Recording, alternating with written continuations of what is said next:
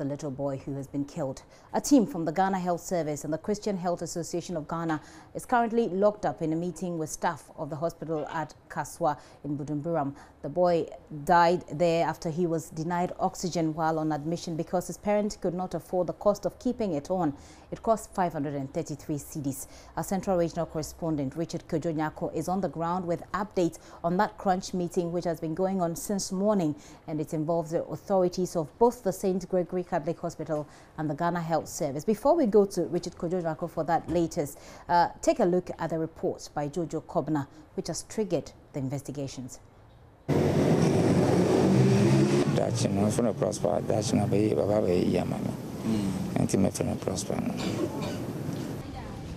Prosper's father, Kennedy Kwao, explaining why they chose to give that name to their son. But that blessing has been cut short. Prosper was born on January 19, 2018. His mother, Sefa Ako, said her child became ill and was sent to the hospital on 5th March, but died 3 weeks later. Baby is sick on Thursday evening.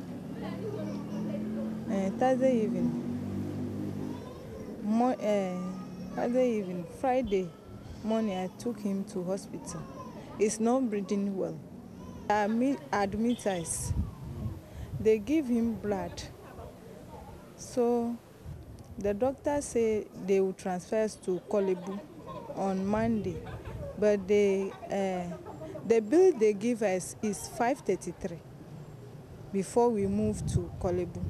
Sefako tells me she was looking forward to her son's quick recovery, but that never happened.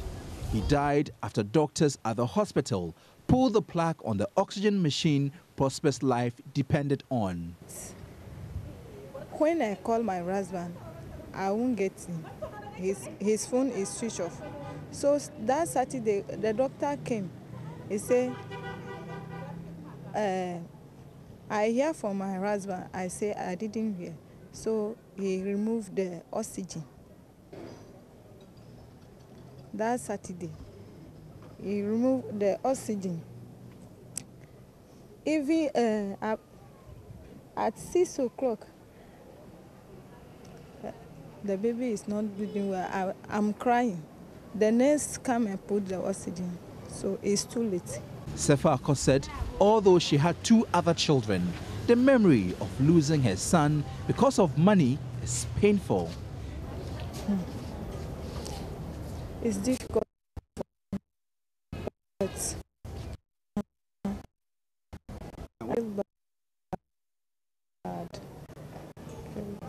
so bad because of money. That is why. If I have money, can't go like that. But I didn't have money. That is why. Ninja want to put the baby on the mortuary, but me, I refuse. Why? Because I feel I lost the baby. When they put in the mortuary, I'll come and pay before I'll collect the baby. That is why I refuse him to put on the mortuary fund. Kennedy Kwao says he tried to engage his employers to advance him a loan to cover the bill, but the money came.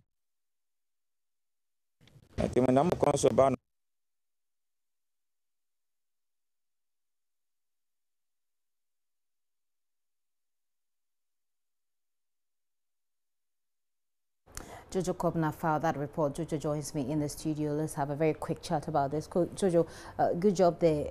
Tell us a bit more about this family. Well, they live in Kaswa, Walantu, specifically an area called Masalachi. And that area is a fast developing slum, and they live in a one-bedroom house. The husband is a driver with Metro Mass Transit, and he drives across the country. And so when the incident happened, when the son was admitted, he was working. And because he told me that he had been driving in so many areas, and so it was difficult for the wife to reach him. And but the wife had already told him that she needed the money. So he was working on getting the money from the office, and it happened that he could not lay hands on the money. Did he tell you the reasons why he could not convince his employers to give him 500 perhaps 500 Cedis? No, he did not. He said he told them that he needed the money, and because he was away, he said he gave them 100 Ghana Cedis before for blood transfusion. That was when they transfused the boy, and then he had to work. So that's when he drove. He went to work, and he was hoping that he would get the money, but the money did not come early, and so that was what happened. They had to take off the oxygen because the wife could not get access to the husband. And I think that the parts that really touched me was how the mother pleaded with the hospital authorities not to put the baby in the morgue because she had no money to pay for the storage of the body. And this tells you that, like, she was hard up and she had no money to... Right. But this is the part, the version of the parents. Have we heard the version of the hospital authorities? When I visited the hospital yesterday, the administrator, that is Matthias Anaba, told me that they are investigating the issue. Okay. And he said indeed it happened that a baby had died, but it is an issue under investigation, so he wouldn't want to talk more about it, and that he will talk when the investigations have been concluded. And so we want to hear from what the hospital authorities have to say about this particular thing. Right. And Richard Kojonako is there. He's on the ground. We'll be crossing over to him for more information on that. But Jojo, thank you so much for that update. Now, the Director General of the Ghana Health Service is Dr. Anthony Nsiasare. He has been speaking on the matter. He's saying that under no circumstances should money be a determinant for whether or not people get critical services like provision of oxygen. It doesn't lie in the mouth of whoever is the nurse who is managing the patient to say that. It's the management of the hospital who should say that, yes, you have not paid, so we are discontinuing this. So you can take the hospital on. I'm sure if you go there now, we are investigating, so I don't want to conclude what we are investigating. I don't believe, sometimes you see, it will say, oh, we should charge everybody for oxygen and all these things. But the statement is made. It doesn't mean that if you are doing it and you think that it's going to be a problem, you go back to the management of the place. Because work in the system, health insurance was before, where we were doing cash and carry. I thought everybody who came to the hospital could pay. There were people who the social welfare people will look at the person. So this Kaswa issue has already been brought to your attention? It has brought to my attention, and we are investigating. So we will reach the bottom of the case, and then we see what is going to happen. Okay. But you see, the problem is that I say that sometimes we, the patients, don't also ask questions. You see, we don't ask questions. Just walking to the management and going to ask that, oh, this is what is happening.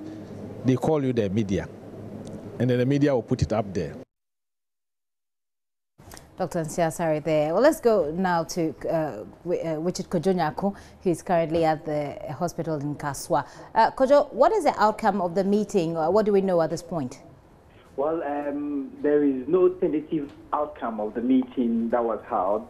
What they did essentially was to meet the top management of the St. Gregory Hospital. And after the meeting, they came back and then they started taking statements from staff who were on work that fateful day. So they took their statements. And so that will end it, because this morning, the regional director of health services told me that his mission there this morning was to undertake a fact-finding report from the ground. And so they didn't want to sit somewhere and then receive a report from somewhere, but they wanted to be there themselves to speak with the actors involved in this incident that has happened. And this morning I also told you that the Christian health service, or the Catholic health services, they are also, not sitting on the fence, because they have also been taking some proactive steps to ensure that there is an outcome that will suit all of us. Right, Richard, you've spoken to them. What do they tell you? Well, I have the director in charge of the Catholic Health Services,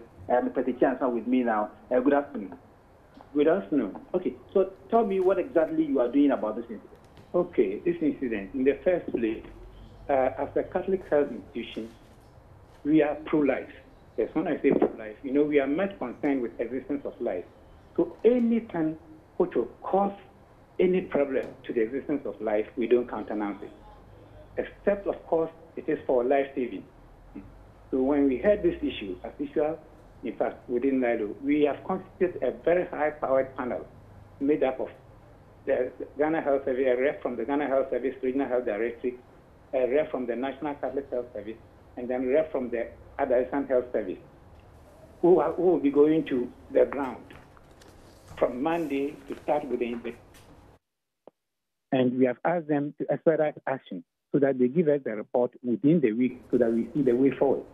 Since the incident broke, have you been able to speak with the doctors and the staff involved in that? The doctors and the staff, yes, I've spoken to the management. And what have they been telling you? We asked them to submit a report. So when we got the report and studied the report, and it's based upon the report, that is why we've constituted that.